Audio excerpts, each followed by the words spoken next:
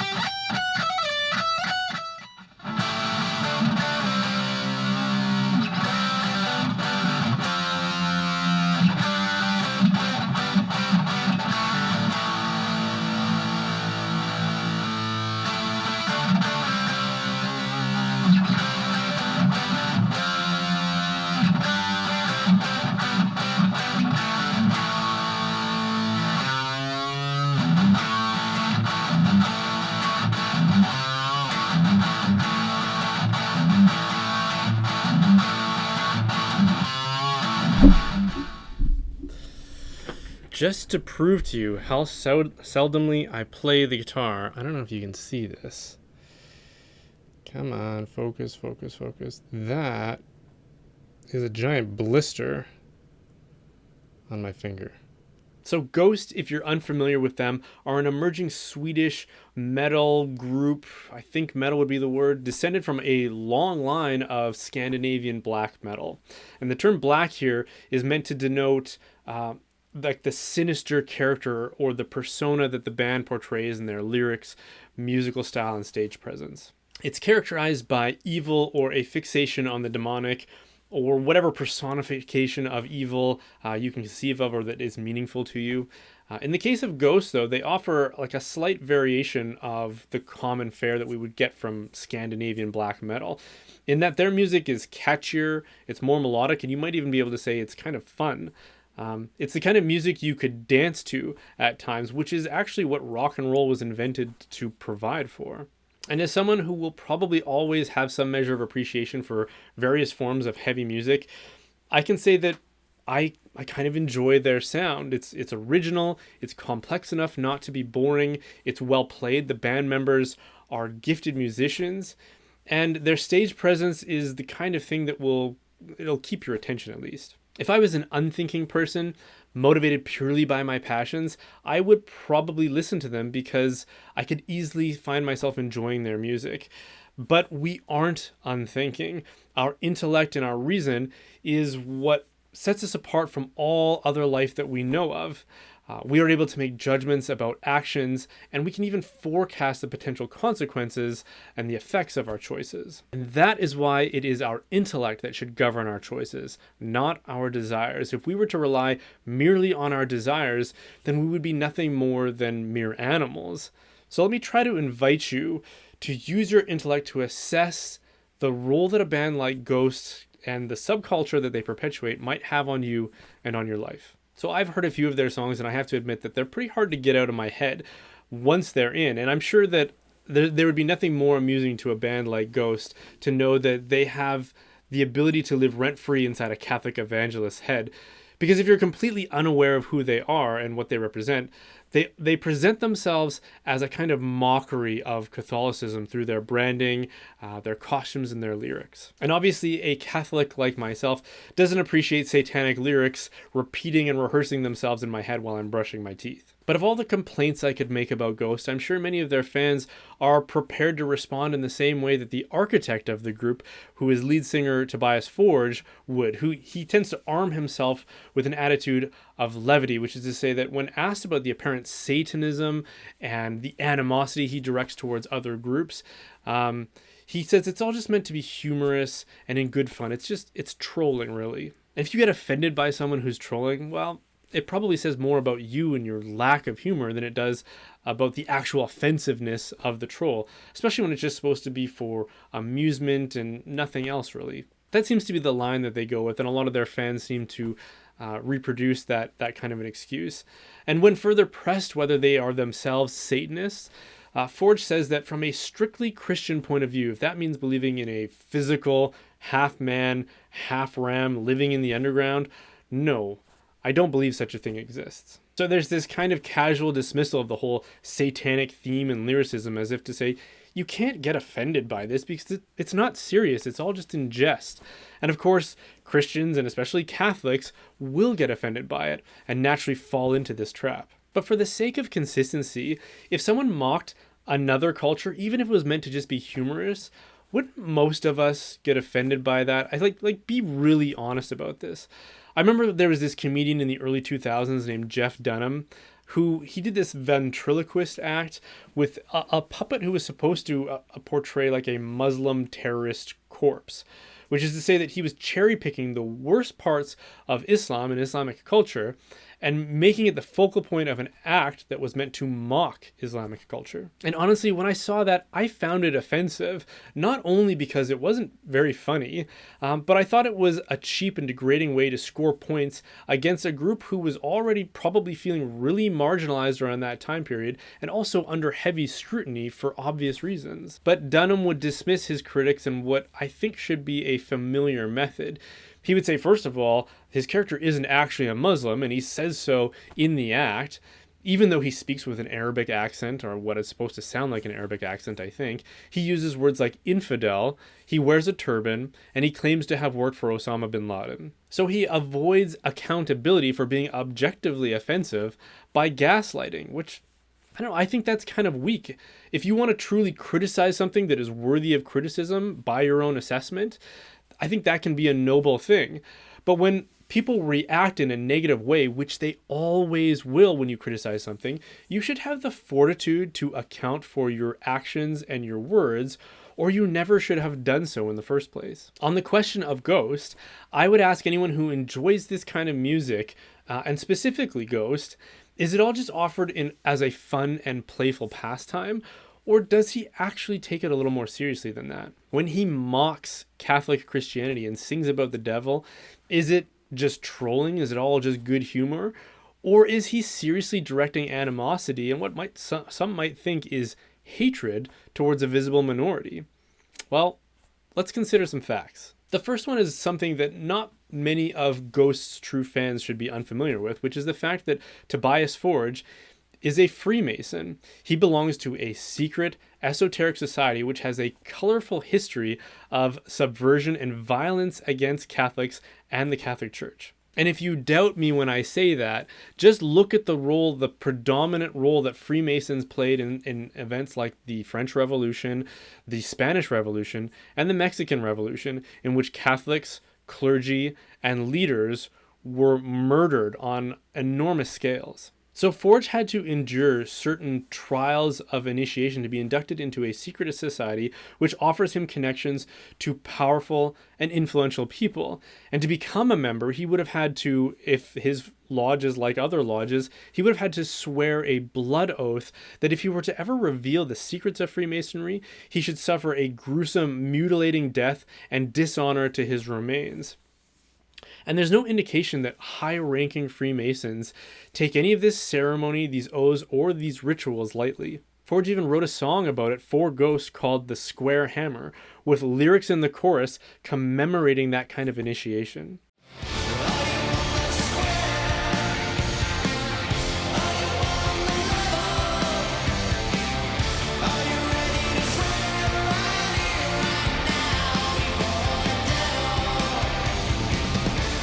The square and the level are, if you don't realize it, they're obvious Masonic symbols. It's basically a Freemasonic anthem affirming its connection, at least in Forge's mind, to Satanism and the occult. And in spite of what you might see on forums, or if you were ever to ask a Freemason, it's not a light-hearted affair. If it were, it wouldn't need to conduct its affairs in such extreme secrecy, and it wouldn't need to protect that extreme secrecy with something like a blood oath. And Forge, again, as many Ghost fans will know, hasn't gone without benefiting in important ways from his Masonic affiliation. When some of his former band members sued him when he fired them, the judge hearing the case sided with Forge. Now, it was later revealed that this same judge was a member of the exact same Masonic lodge as Forge. So it kind of turns out that those connections come in handy. And in spite of the fact that Ghost and their fans will often treat what they're doing in sort of a lighthearted and trivial way, Forge has implied in interviews that his success can be traced to the devil himself. So even though he may claim that he doesn't believe in a cartoon character Satan, you can get the sense that he doesn't believe his satanic enthusiasm is inconsequential. When you listen to Forge discuss what it is that he's doing and the themes and the characters that he portrays, I would say it's obvious he's thinking of it in terms that go far beyond mere trolling. Like he's done interviews for Psychology Today, for example, in which he tries to offer a serious intellectual explanation for the whole initiative, which isn't the kind of thing that you do for a mere trifling comedic stage show. Furthermore, I would say that dismissing the devil by alluding to him in a way that he is depicted in old Bugs Bunny cartoons isn't really answering the question, because nobody believes in that characterization of the devil. As a firmly believing Catholic myself, I believe that the devil does exist, but the devil that Forge describes isn't one that I or any Christian believes in either. And I think that's an important detail, because when asked the question, Forge claims that he's going to describe the supposed Christian concept of the devil. Remember, he said, from a strictly Christian point of view, And then he describes that concept as a physical, half man, half ram, living in the underground. And not a single trait he just described is consistent with any Christian theology. Firstly, according to Christian theology, Lucifer, or Satan, is an angel by nature. That means that he's pure spirit, not physical. And since he's not physical, he can't have necessary physical traits like being a half man and a half ram. And he can't be said to be living physically in the underground, whatever that means. That's a textbook example of what it means to offer a straw man argument, which is a logical fallacy. It's when you recharacterize a position that is opposed to you, or that you are opposed to, in absurd terms, in this case, literally as a caricature, and then dismiss it for how absurd it is. All of which is a clever rhetorical maneuver, maybe, but it's logically hollow and morally dishonest. Now, you could claim that, well, he's not at fault because he's not familiar with the nuances of Christian theology. But then you still have to confront the fact that he claims to expose the stupidity of Christian theology by explaining it to us. Remember, he said strictly from a Christian perspective or a Christian point of view, as if he's going to tell us what that point of view is. So he's presuming to be informed about something that he's clearly kind of ignorant of, or he's just deliberately strawmanning a belief. Either way, I think it's fair to say that it's a deceptive way to avoid facing his critics and accounting for his words and actions. Now, given the fact that he would take solemn oaths to join a secret society whose one of its chief aims is the subversion of a group of people, of a religion, and given that he has made good use of his affiliation in Freemasonry with serious effect, and given that he does seem to think that his embracing of the devil has led to him becoming a successful musician, which is something that is an extravagant ambition for countless teenage boys with guitars around the world. I was one of them, I would know. It seems to me that he takes this a lot more seriously than he's willing to admit to his fans. And that leaves me with a nagging question, which is, why isn't he willing to admit this to his fans? Why isn't he transparent about what he's doing as a vocational enterprise? Let me ask that question another way. What do you make of someone who invites you to participate in some community, some transaction, or some enterprise in which they have a certain intention that they conceal from those that they are appealing to? Let me give you an example. Let's say I'm trying to find people to invest in a pyramid scheme that I've invested in, and the only way for me to succeed and to make the amount of money that I want to make in it is by finding more suckers to invest themselves and to establish themselves at lower tiers within the pyramid. But I don't sell it to them like that. I tell them that this is a rare business opportunity, and it's an opportunity for them to attain financial freedom by being their own boss. So what I'm doing in that scenario is pursuing a particular intention, which is finding investors who will funnel money up to me in my position in the pyramid, while claiming to them that their participation has different intentions and benefits. That is a textbook example of manipulation. So when Tobias Forge presents himself and his band as a cultural manifestation grounded in lighthearted fun and trolling, when in fact he considers what he's doing to be quite serious and consequential, but you agree to participate based on the former notion in contrast to the real intention, how is that anything other than allowing yourself to be manipulated? And maybe you don't think so, but can we at least admit that to mock a community of people for their most sacredly held beliefs and cultural practices for profit is the very defining feature of everything we think of when we think of hate speech? If someone was to drape themselves in Jewish, Muslim, or Hindu stereotypes with the explicit purpose of mocking those people, I think we would see that for what it is. Characters like Apu from The Simpsons aren't even tolerated in the new ethical norms of society because it was a depiction of a Hindu by someone who wasn't Hindu for the purpose of comedic effect. In that case, it really wasn't meant to be serious. It really was meant to be lighthearted and trivial, but in that instance, it was considered unacceptable by society at large, and enough pressure was applied to put an end to it. In the case of Ghost, in spite of what is claimed, I don't think it is lighthearted teasing for comedic effect. It's something much more serious, grounded in what looks like true animosity for a community of people. And if you're someone who believes that hatred directed towards any group is wrong, then this surely fits that definition. And maybe you don't take it very seriously, as has been proposed to you, but maybe you should, given that those who invited you to participate in it seem to take it very seriously themselves.